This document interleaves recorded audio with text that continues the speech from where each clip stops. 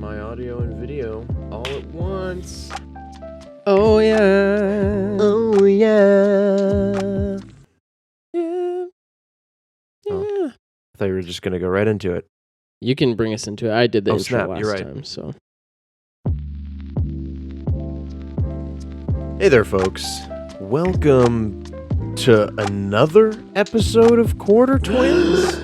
What the hey? We are doing... There's too much content. Oh, there literally is. I could do an episode every day of the week, but I don't get paid very much to do this. If this was our day job, we would do an episode. So, yeah, we're gonna need your guys' help to fix that. My name is Joshua. I'm your host, introer host today. This is Jordo. Hello. He is our other host for the episode today. As always, we are Quarter Twins, the only podcast where 2 quarters makes $1 because we're worth twice as much. That's what that means. Yeah, together. We're Quarter Twins, but we're worth more than a quarter. Yeah. You understand? That makes sense to you? I would like to think that we're worth more than 1/4 each. Yeah. So, what are we doing today? Today, good question. We've decided, we've been a little rocky with the uploads lately. We've been a little off our game. That's right. And so this week, not only is there more than enough content to make 2 episodes, but we thought we would bring you guys 2 episodes as sort of an apology for our lack of consistency. And, here we are, bringing it to you in absolutely glorious fashion with an episode all about Andor. Star Wars Andor is the new episode, or the new Star Wars Disney Plus TV show. It's very new, it's very fresh, and we have thoughts and feelings about it. I don't really have much else intro, top of the show stuff, because we don't even have a document for this. We're just like, let's talk about Andor. Let's just do it. Totally improv. And so here we are. I don't know. I know that we both like it, but I don't really know what he has in store for this episode. So I'm excited enough as it is. Where are we going with this? Exactly. So let's jump into it. Jordan, you watched the first 3 episodes right away, right out of the gate. I did. Yeah, Wednesday morning when I woke up. It's on Wednesdays. I watched them with my parents just last night because I couldn't find time to do it before then. And, here we are now. Finally, I got to watch it. I texted Jordan way past his bedtime because he's 2 hours ahead of me. He didn't get to read it till this morning. But way past my bedtime. Well, it would have been midnight for you. Yeah. He's a goner. Yep. He's got to wake up early and sling that coffee. That's right. I sure did. So. But yeah, you did text me. And I shared my thoughts. Text. I shared my thoughts and feelings in that message. Yeah. And put it on the screen. Just kidding. Nope. You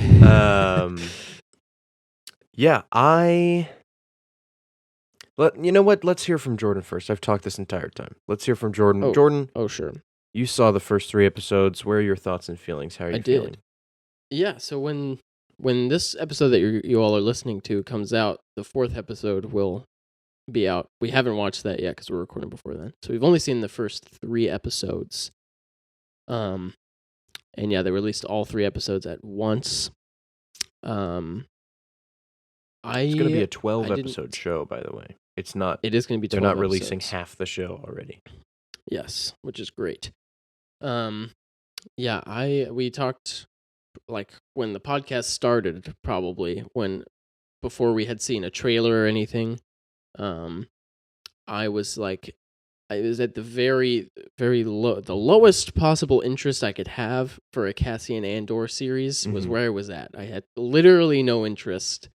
And then Obi-Wan Kenobi came out, and sent me into a deep, dark depression. Yes. And I was even less interested in Andor after that because I was like, they're not doing ruining anything Star Wars.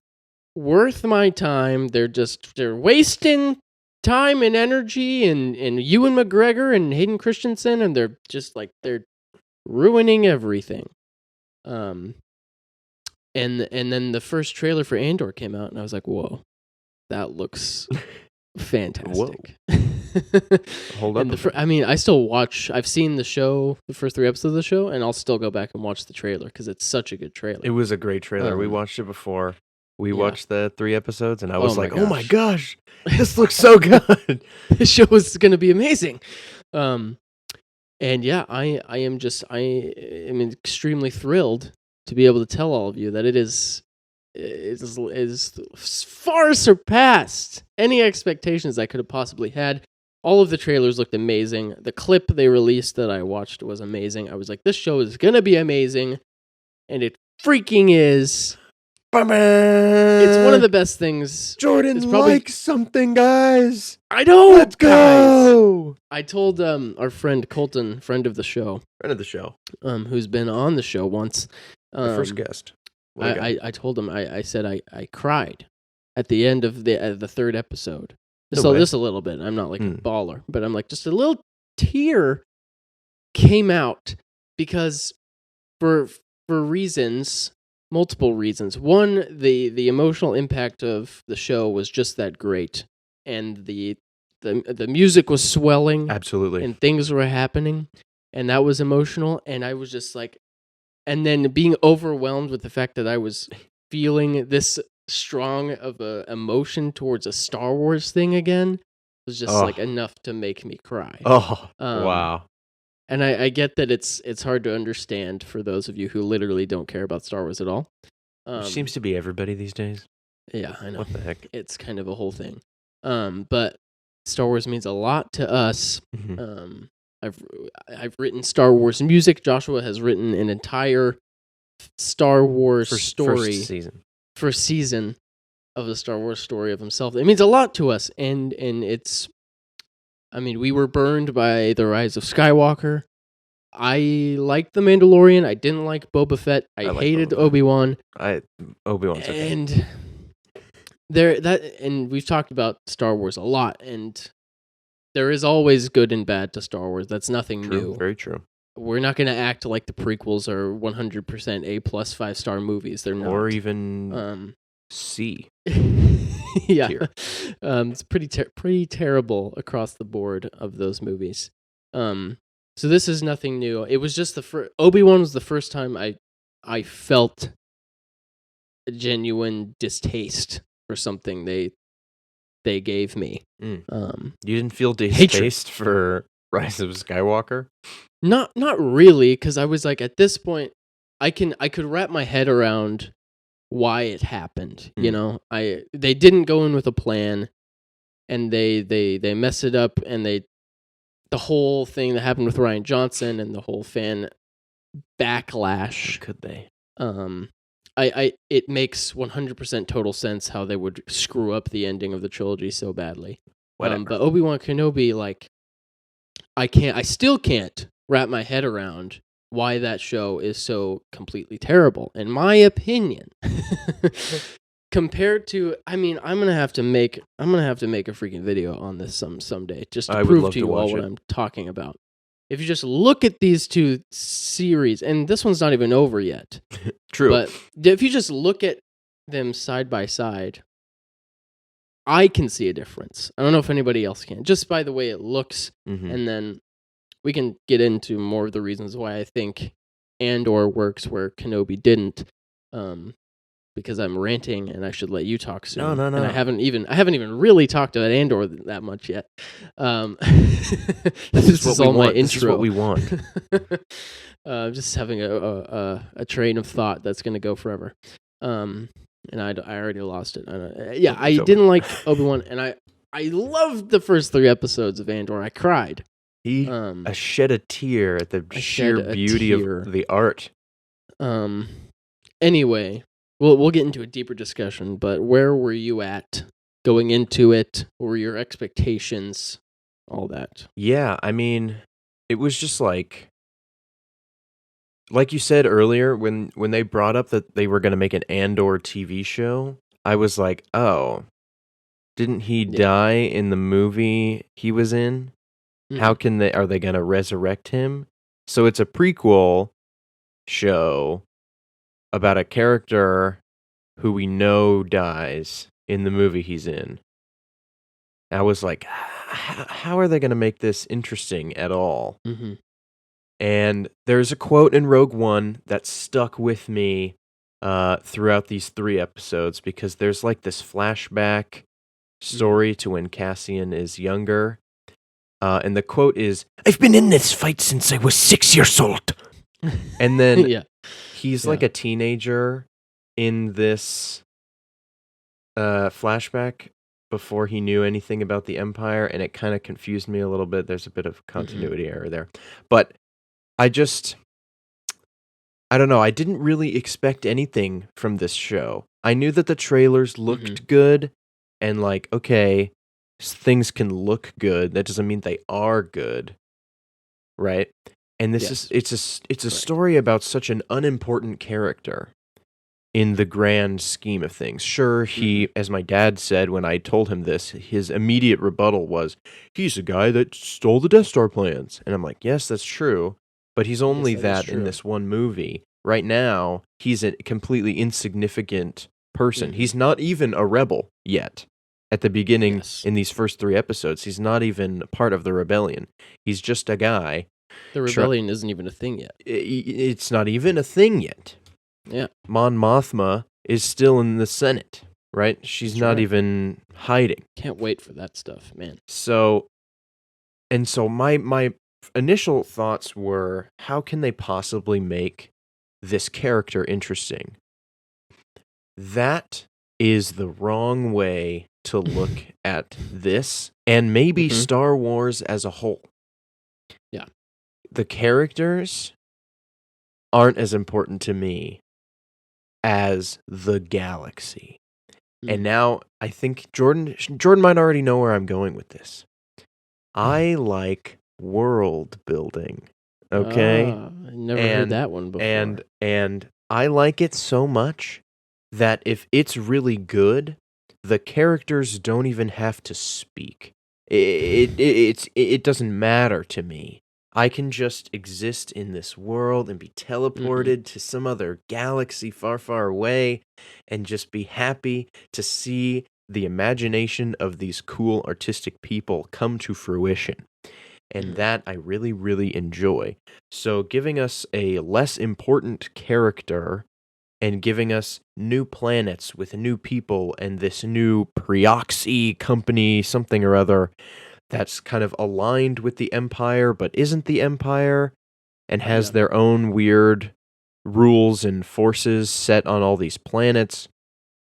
I'm like, oh, this is very interesting. All this new things to see, and no one has the Force, and no one has a lightsaber, and I can just exist in these normal people's lives and see how these political systems and these chaotic company overruling authoritarian forces can how they feel in other people's lives, and how it affects them, and how it makes them feel, and what they're going to do against those forces. And I'm like, it was amazing. Yeah. I was flabbergasted by how great it was to have this less than important character tell this monumentally important story in, reflecting in our own world and our own feelings and things in the way that worlds and companies and governments function, and their ability to control people, and how people like to fight against those things.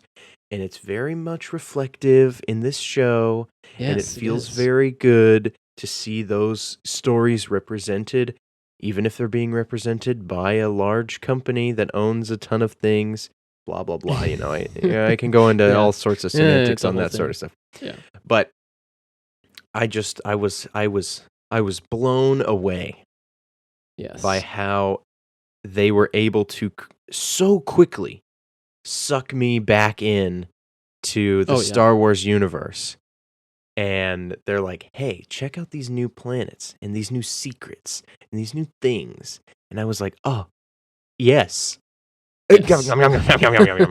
All it takes is your thing not to be said on Tatooine, and I'm in. Like, that's what I said. I was like, I was telling my parents, I was like, you guys, how annoying is it that, you look better with the two lights? Yeah, you got a nice duo tune thing going on. I was like, I don't know about this. No, you look great. You look great. Trust. Thank you. I was telling my parents about how I was so annoyed that there's always a desert planet. They go to Tatooine, they go to Jakku, they go to Geonosis. Literally all 3 trilogies have scenes in desert planets. Yep. And except Hoth. My dad was like, what about Hoth and Kashyyyk and Endor? And then I thought, that's funny, Andor. How'd they come up with that, Similar. Sorry, train of thought. And so I was, this new planet that they're on, I don't even remember what it's called. Ferrix or something. So yeah, I don't remember. Cassian is from Fest quotes. Right. Oh yeah, okay. It's sort of like, it's like a wet desert planet or something. Like there's trees and stuff, and it's definitely like still a little sandy, but it's I don't know. It reminded me of like, I got the vibe of like a northeast type town or northwest type town. Like it's kind of cold and rainy. Mm-hmm. Yeah. Anyway, it was just. It was cool to see. Fresh. It was very populated too. Town. It was kind of like the favelas in Brazil or something. All the buildings are stuck together, stacked on top of each other. Yeah. Very tight corridors, reminiscent of the opening sequences of The Incredible Hulk. One might say. Yes. Sao Paulo kind of vibes. Yes. And I don't know. It was just. It felt like Star Wars without the need for all of the light versus dark. There's no in the middle. Now we have a protagonist who is very much in a moral gray, and we get to see literally he kills people in the first scene. He kills people. And not like. Just because for self-defense, like he's out here killing people. And it was kind of for self-defense, but more or less, just to keep his cover, right? Yeah. Like he's out getting mugged by police or something. Right. And then one of them accidentally dies, and he knows that if he goes with this policeman to the cops, then they're gonna arrest him and he's gonna lie about it and blah blah blah. So he just takes him out and then runs. Yep. And we should just like talk about the plot, what's happening in the show as of so far. So the opening scene is very Blade Runner 2049. Yes. He's like in this kind of neon city type thing, goes to this kind of brothel type place, and he says it's actually more reminiscent of the first Blade Runner, but you haven't seen that yet. So he is looking for his sister. And what I loved about this is that he, in the very first scene, he asks the lady at the bar if she has seen his sister, and then he doesn't mention it again in the rest of the 3 episodes, but right from the get-go that he's looking for his sister, and then they complement that with flashbacks to him on Kenari, his homeworld. And throughout the 3 episodes, you see this flashback story about how he was rescued from Kenari, leaving his sister there, and none of that is communicated with words. It's just communicated by showing you. Yeah, because they're not speaking English, right? And all it is he's being taken off. I'm off track, but he's being taken off world with his kind of adopted mother, Marva, and it just shows a shot of a girl. You don't even know that it's his sister, but you do because it's storytelling. Anyway, so the first scene, he's looking for his sister, and these two cops are at the bar, and they're hassling him. And then they follow him out of town, and they're hassling him. They're like, hey, man, you were mean to us. I'm going to pull a gun on you and arrest you. And Cassian's like, I'm not having any of that. So he gets into a little brawl and accidentally kills the first officer, and then has to kill the second officer because he knows if he's going to get arrested because he just killed this officer. So he has to kill the other guy. And then that's the inciting incident to the story. Andor goes back to his current living situation, Phoenix or Ferrix or whatever the planet's called. Yeah, we talked about the kind of landscape. It's kind of cold and rainy, and it is like very cold. I noticed everybody had like you could see their breath. Yes, but I loved that. It looked like a desert. I also loved that. What the heck, dude? You can just see, the breath, and you're like, oh, it's cold there. Cool. That's world building. It's simple world building. Oh, you know the temperature outside. Yeah, it's amazing. And yeah, and I think something that Andor has that Rogue One didn't have is like really good character writing. Rogue One, I think, gets held back because the only thing we know about Cassian in that movie is that he's been in this fight since I was 6 years old. Yeah. And that's all we know about the guy. We know about Jin, but the other four guys, I don't even know their names. We know that the guy's a pilot, Baze, and the other guy is Chirrut has a gun. Imwe, And Deke? yeah. No, that's not right. That's I don't from remember. For All Mankind. Another show that brought me to tears. But in Andor, he has kind of a group of friends that we see. His adopted mother, Marva, his little droid called B, which is a great, I love that great droid. new droid. I love it. His design and everything. There's a scene towards the beginning where we see B, and it's kind of like WALL-E. He's just kind of like rolling through the city with this great music, and it's just a little fun Just bit. a little droid. That's so cute. And I'm not gonna remember all the names so I pulled it up here. Oh, good. He has a lady interest friend named Bix. Dark Lighter. Bix owns some sort of company in the town, and selling parts and trading this other parts guy named Tim. Yeah, what the heck? Is like Tim guy's name and is Bix Tim? are dating. That's worse than Duncan, Idaho. Oh, and All this right. is there's sex in Star Wars now. First time ever. Oh, yeah. Well, I mean, Anakin and Padme, but anyway. That threw me off guard. I was like, whoa. This is Star Wars. Well, they did it in Eternals, so they had to do it in Star Wars. Yeah, we can do this now. Tim is in it. That's probably just the other guy's actor's name. Is. They're like, oh, I don't remember your name. Let's just call you Tim. But I love the chemistry between those characters, and you really get like the feeling of they're on this planet and they're really just like going through the drudgery of their lives, like going to work, and like they like a couple times they're talking about how Cassian always has girls over, and like you just kind of like, what are you doing, Cassian? You're always running around with different women and like stealing stuff, and what's going on with probably this just guy? one of your girls. Yeah, stuff like that. I just really liked in just 3 episodes, you get the vibe of all these characters. And then there's these cops, basically, Premors, I think is what they're called. Premor corporate officers or something. They called them blues because they wear blue. Yeah, they wear some pretty sweet outfits.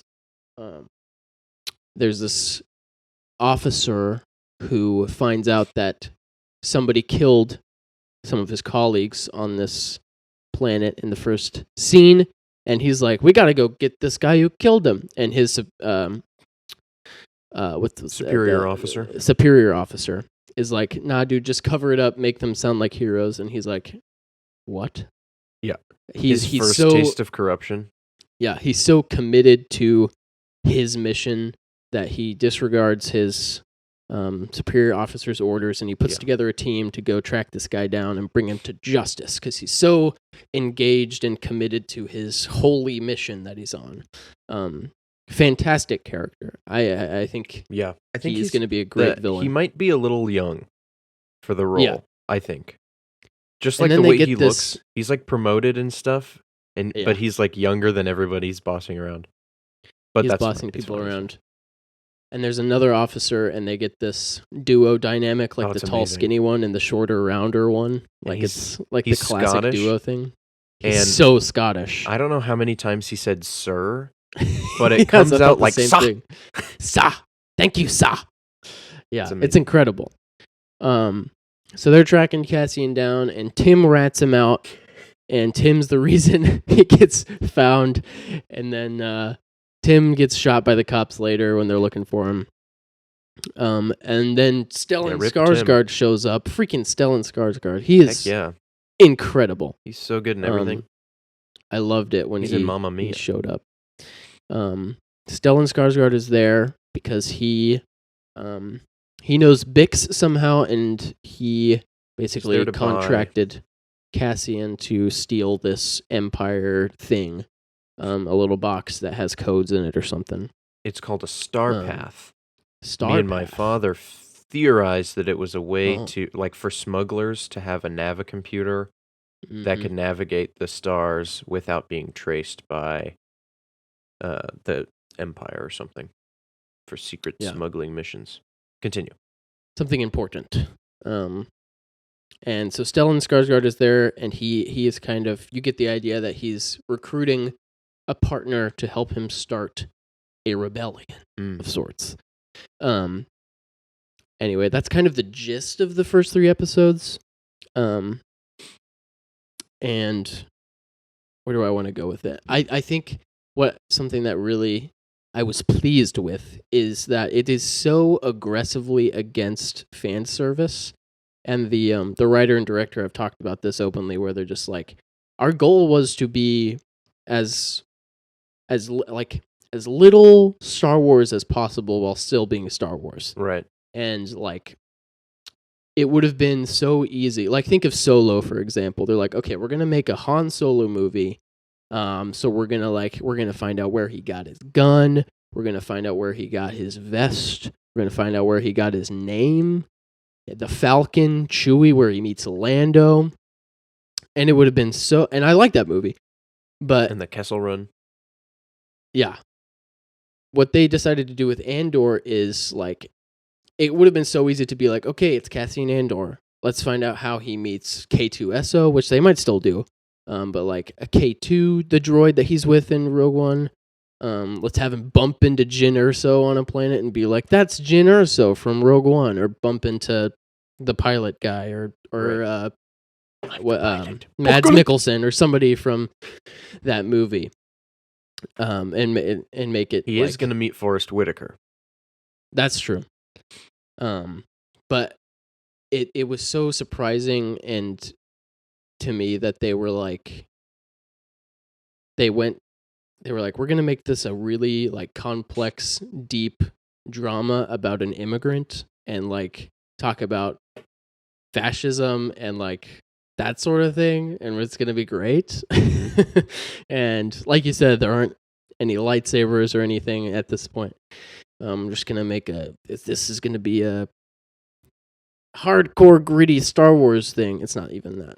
It's still Star Wars, but like, I was just thrilled that they took an approach that I didn't expect. And just like, I talk all the time about visuals and the way this show is shot. The creators also talked about how they didn't want to use the volume very much. They shot a lot on real locations. The volume being like the LED screens that The Mandalorian and Book of Boba Fett and Obi-Wan were shot on primarily.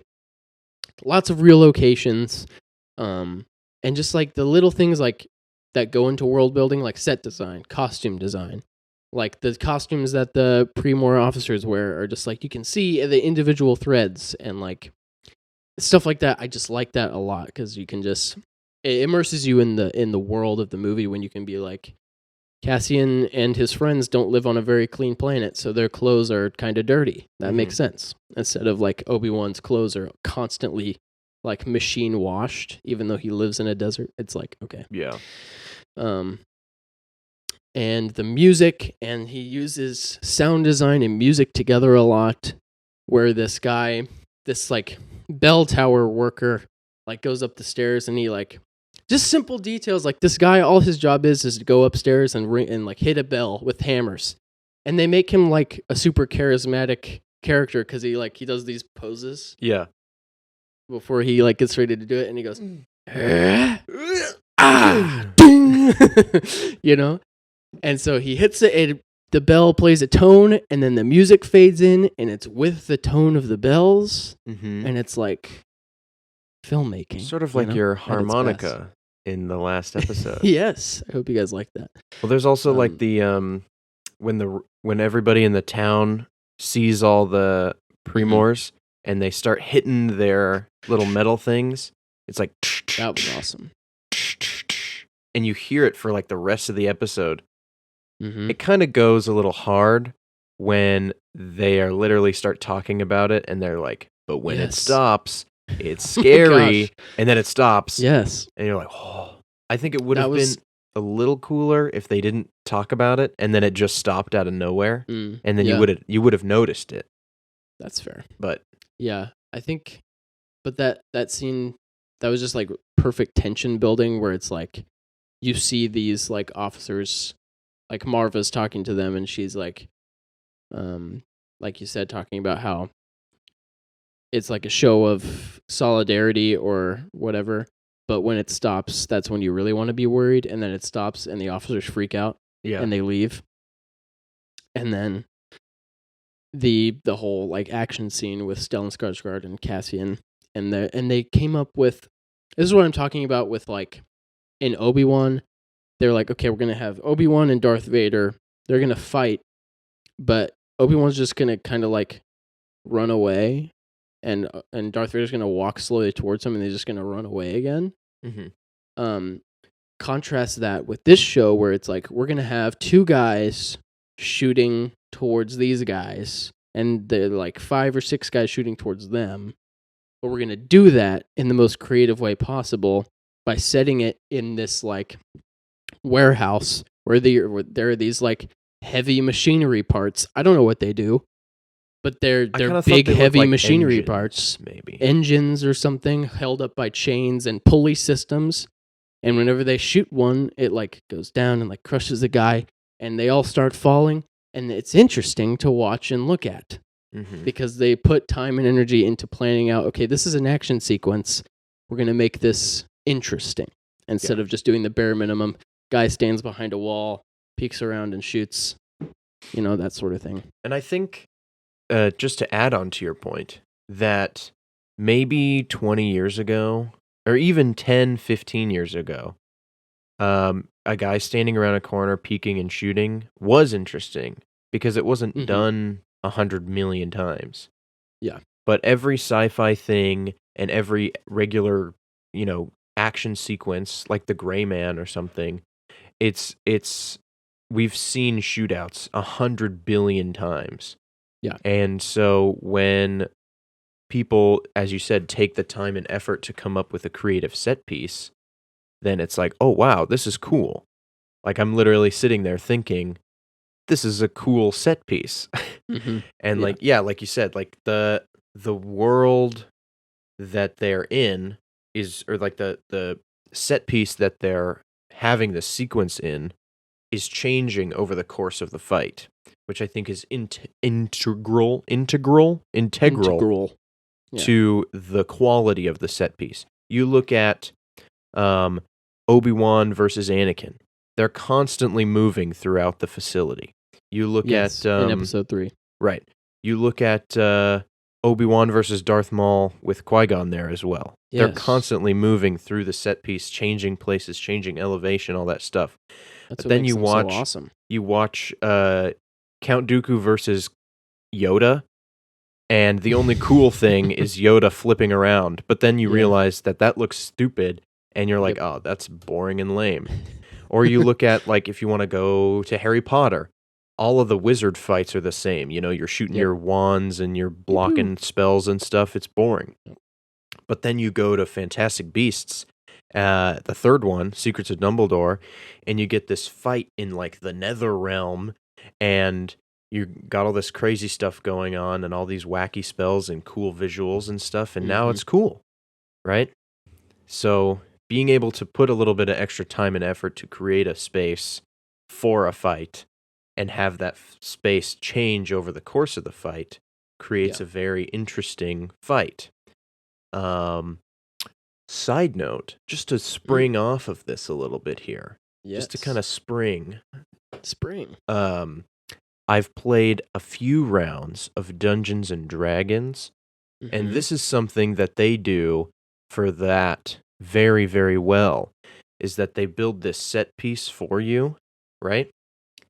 And over the course of your battle, the room will change, and there be, you know, like in the specific instance, we're fighting in this dungeon with all these big pillars holding up the space, and you fight and you miss.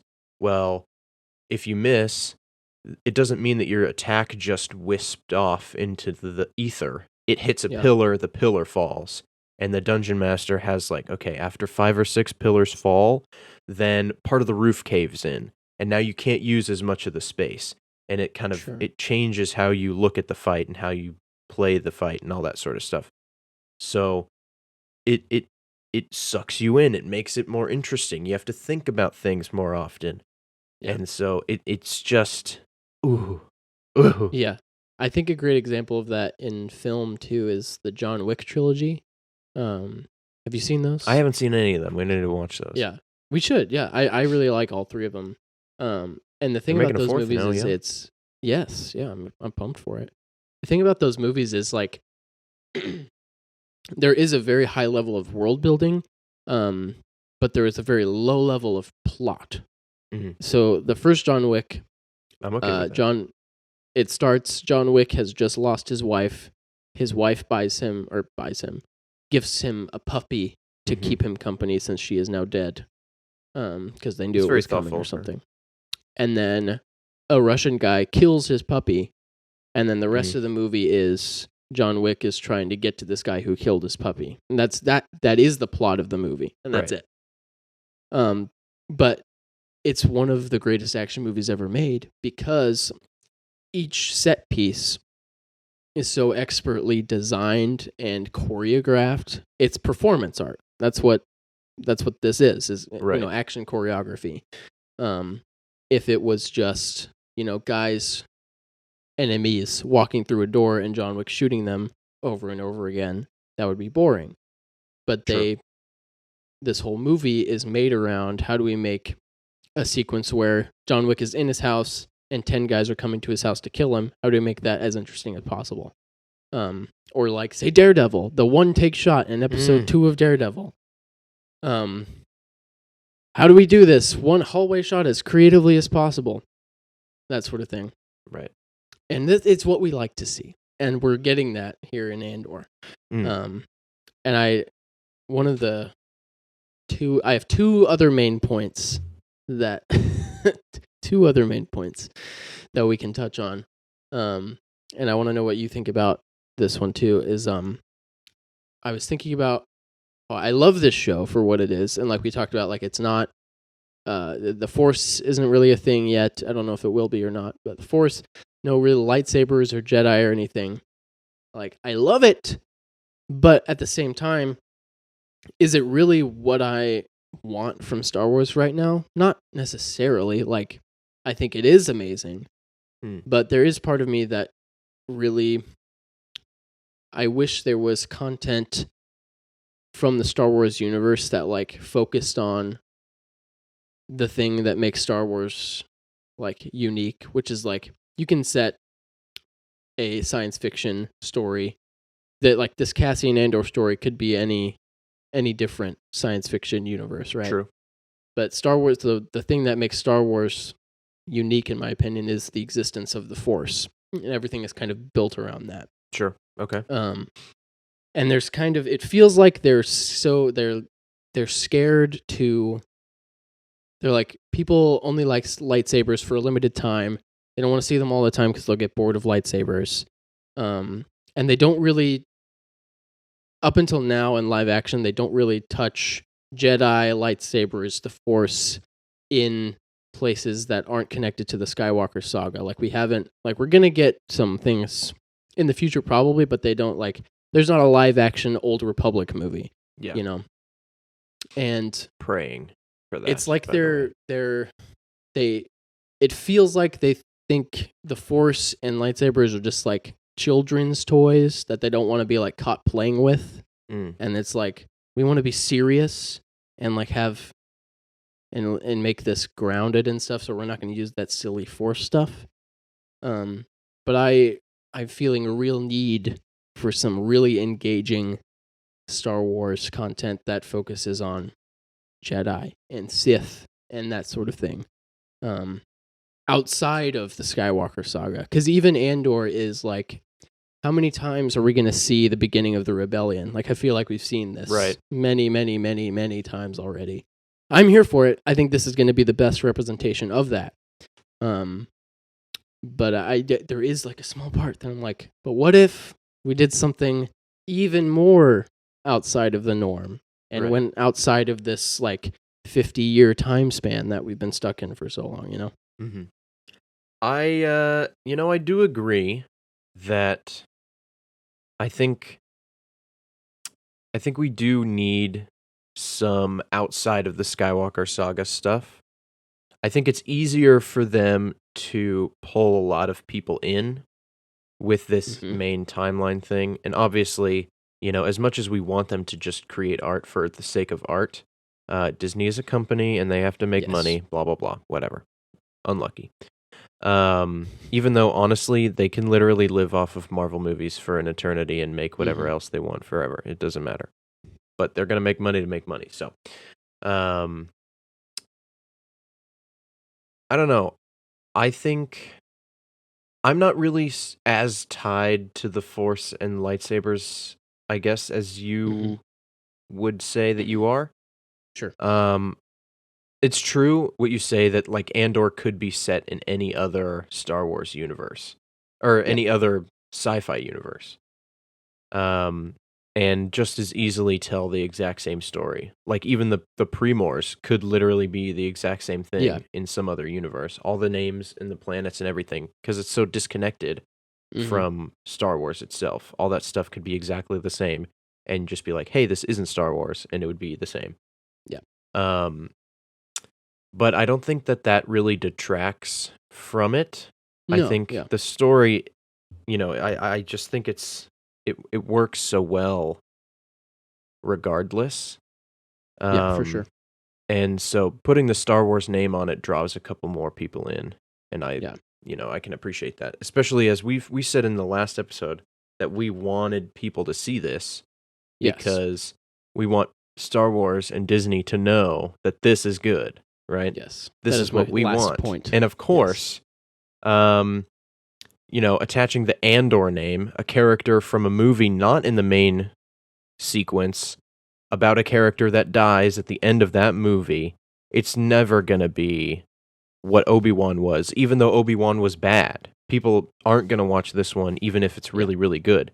And I don't follow as many movie and TV people on Twitter as you do, so my Twitter isn't as, easily flooded with that sort of thing, but I have still seen a ton of people on Twitter going like, this is it, you guys. You gotta watch this. There was one tweet that was like, I think Andor is so good that Star Wars fans, in parentheses, derogatory, are going to hate it. And I was like, that's hilarious. And it's so true. Yeah, Star Wars fans are disgusting. We are them, but we're not them. Honestly, we're not those. We're not the derogatory Star Wars fans. Because there's a movie that we love called The Last Jedi, and it's really, really great, and it's directed by Rian Johnson, and he's a fantastic writer-director, and you should really check out all of his stuff. He's super great. That movie's super good. It's a great movie. Yeah, it slipped under the radar for sure. Yeah. And I'm glad you brought that up about wanting people to watch it. Like I just want to like I'm begging everybody, anyone and everyone, to watch Andor. I don't know. I just, like you said, I don't want Disney to think that this show was a flop, because if it doesn't do well, they're not going to do anything like it again. Which I'm already surprised that it got made anyway. Honestly, yeah. There was a tweet about that too, just like, this show is so like anti big corporation, and like it doesn't have a white lead, and like it's the themes are it is very like political type show, and Star Wars has always been political, regardless of what people will want you to think. George Lucas was very open about that. And especially the prequels are super political. Yes. Almost, I'd say, to a fault. Yeah. Well, what can you do? Everything in those movies is to a fault. Yeah, right. And yeah, I think a lot of Star Wars fans, quote, derogatory, or parentheses derogatory, are angry about that. But I have a passion for, like, if this isn't for you, that is okay. And if Obi-Wan is for you, that's also okay. But I also, there is also another part of it where it's like, I don't want to have a industry where the people with money are only incentivized to put money behind things that are just safe products. Safe and for just product, like, make the money, don't put any effort into it. Because there are just like, and I think it really, I'm obviously not in the industry. I don't know all the ins and outs, but for the vast majority of the people who are making these films, they are doing everything with the best intentions. Like, it really is the people at Disney, at the big companies with the money. Warner Brothers is a great example right now, because they are basically, just today I read that Olin Rogers lost his entire Final Space is gone because Warner Brothers is taking 2D animation projects and destroying them for tax write-offs, because they think people don't care about them and they don't make enough money. Warner so Brothers they're silencing is doing a lot creators. of tax write-offs lately. What are they doing? Yes, it's all for... They got new ownership, and they're like, how do we make more money? Let's just trash everything that hasn't made a lot of money, quote.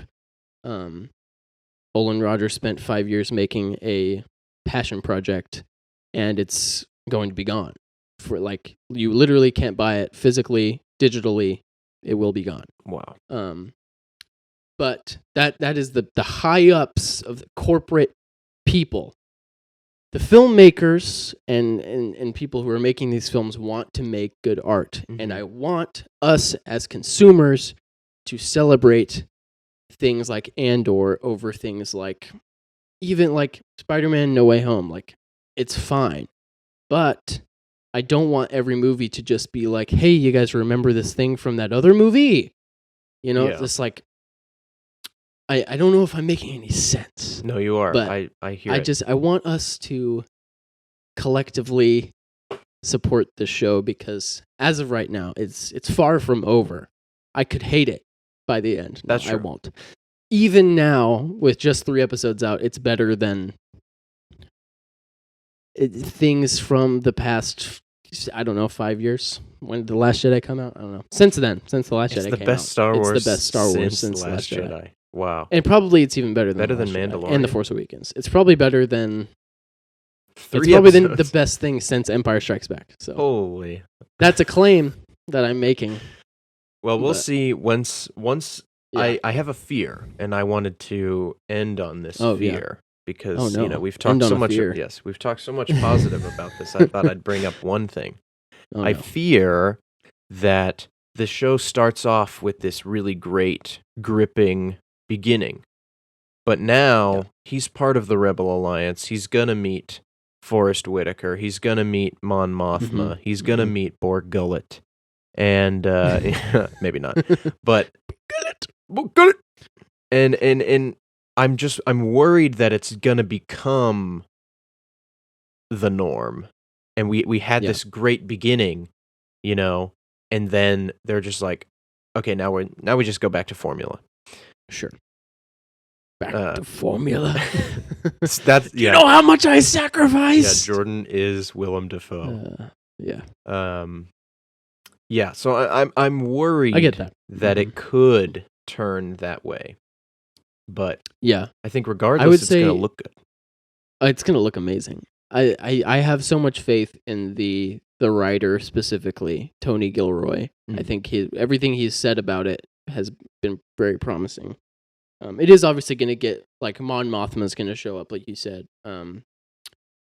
Forrest Whitaker's character, I don't know, Saw Gerrera. Saw Gerrera is going to show up. All that stuff, and they might be like, this. Here's Orson Krennic. Here's K2SO. Here's Jyn Erso, and I'd be here for that because you earn it by giving us other good stuff. Yeah. Yeah, fan service should be, like, peppered in here and there, not the entire thing. Right. Yeah. Everybody go watch Andor, please. Seriously. It's so... It started off so promising. Okay. You were talking about a great shot from some other thing. I don't remember what you were talking about specifically. But it made me think, earlier in this podcast, you talked about a specific shot that you liked. And I don't remember what it was. But it made me think of a specific shot in Andor that I really liked. And I was going to bring it up then. But then you just had so many great points, and I couldn't really interject. So I'm going to say it now. No. It was fantastic. It was phenomenal. There's a shot. Well, first off, the editing in the show, phenomenal. The amount of the way that the credits rolled, all 3 episodes were different, and the music was different rolling into the credits. Phenomenal. I love the title card. It, like, starts off where it's you very slow. See a planet. It is very slow, but I like it. Yeah, no, it was great. Like, wow. And the transitions between flashbacks and current time felt natural. Like, almost you knew that it was going to happen. Oh, and these chapters were built so well together. They meshed very well. The stories are not the same, but they kind of feel like they're building the same message almost. And one is explaining the other, kind of a thing. Yeah. And there's a shot. Parallelism. Yeah. There's a shot when they transition from the present to the past, and it's after the leader girl of the tribe is killed, and he stays behind to mess with the ship or whatever. And there's this shot through the porthole, and it's just all black, and then it's lit from the back in, and you watch him climb in, and it's symmetrical octagon-shaped hallway thing, and I was just like, oh! Yep. It just looked incredible, so great. You know, it's like him. It's literally a character entering a new world, and they show it with, like, all the light in the back is his old world, and he's coming into this dark new space. And you just helped me remember. He walks into this, like, computer room, and everything's shiny. And he sees his reflection, and he's not. This isn't conveyed through words. He sees this reflection, and he's confused, and he touches it because this is the first time he's seen his reflection. Because he lives on this, like, forest planet that's very, like, low technology, and he's never seen his reflection before. Yeah, I thought the same thing, but my dad mentioned that there's, like, rivers and water and stuff. Yes. But I think it's not in that terms clear of of a reflection. In terms of clarity, he's seeing his reflection for the first time. Yes. He's, like, touching his face. He's like, what the heck? Like, wow, this is what I look like. And then just out of pure rage, he starts just, like, for no real reason, he just starts, like, hitting stuff with his stick. Because he's like, I'm mad about this. You guys came to my planet and killed my friend. Gosh, this is great. Storytelling. So good. Wow. I don't know, and the best part, I don't know where it's gonna go next. And it is, like, I am gonna be disappointed that there's only gonna be one episode next week. Like, I mean, I'm really gonna want a whole another 3 episodes. But I really liked I didn't feel like the episodes. I've seen a few people complain about like when the episodes end, like thinking they were like the credits rolled at weird spots, but I didn't really feel that way. But Sometimes just they me. felt like almost jarring because the music kind of continues on into them and it feels Yeah. like a hard cut.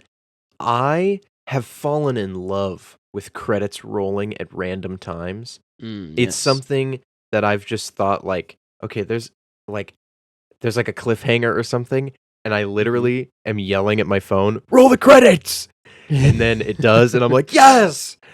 Yes! You know what show does that a lot? For All Mankind. I'm not even going to let you guess. Oh my goodness. So many episodes, and I would have gotten exactly where I want them to. So great. Man, I need to watch it's that really, show. really good. Yeah, you're going to It's run in the out first of... episode now. I don't know why you're hung up on this. You just need... I understand that the episodes are long, and you have a They're thing. so long. You have a thing Yeah. about things being long and pacing or I do. whatever. I But do. you just gotta watch it. I don't know. Like literally, I was enthralled instantaneously. I was like, "This is real. I need to be here for this." And then I was watching them every week. I couldn't wait for the next episode to come out. I was there immediately. Yeah. You have no idea, bro. I love that for you. You have no clue how good, how crazy things get in this show. I know. Once I watch like the next few episodes, I'm sure I'll be hooked. Because it takes me a couple episodes to get hooked into a show. Unlike Cassie and Andor's show here. Mm-hmm. But I had 3 episodes and they weren't an hour and a half long each. So but we're hitting an hour here, so let's go ahead and let's cap it. Go ahead and call it. Next week is October already? No.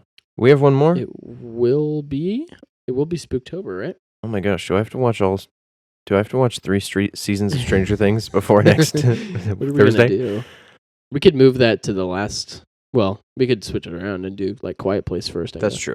Then I only have to watch one movie. We'll do something spooky. Is that accurate? Is it Spoopy? Spooktober next week? Because this is going to come out. Yeah. On... It will be. Okay. It will be. Yep. Fantastic.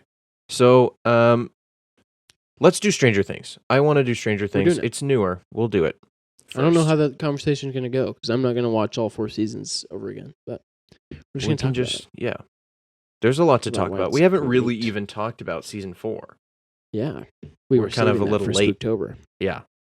We need to. I wish you were going to be here for Halloween so we could watch The Shining and eat chili together. But I'll still do that. I'll make chili and I'll watch it with you over the internet. You want my recipe? I would love it. Actually, I think it's Grandma's recipe. Or one of Grandma's friends' recipes. It's in that big grandma book. recipe. Yeah. I gotcha. So cool. Well, yeah, we'll see you guys next week. I hope you enjoyed this bonus episode. Please go watch Andor. The next episode won't be too far off. No, it won't be. It'll be depending just on what day this comes out. Yeah, probably Friday. That's what I'm thinking. Friday. There you go. For the weekend. People. So you're seeing this and you're hearing it. Thanks for listening. Thank you. And watching. We appreciate that you guys do that. So we'll keep bringing you some hot, fresh content. We're going to be on TikTok pretty soon, if not already by the time you're listening to this. We've brought on a new member to the team. Yes. And they've elected to not necessarily remain anonymous, but they're not going to appear in any content. For now, anyway. Per their wishes. Yeah, we're slowly creating a family business. Yes, so we're gonna suck everyone into this. Yeah, so we have it all planned out. Anyway, thank you guys for listening and watching. We will catch you guys in a few days. Goodbye. Goodbye.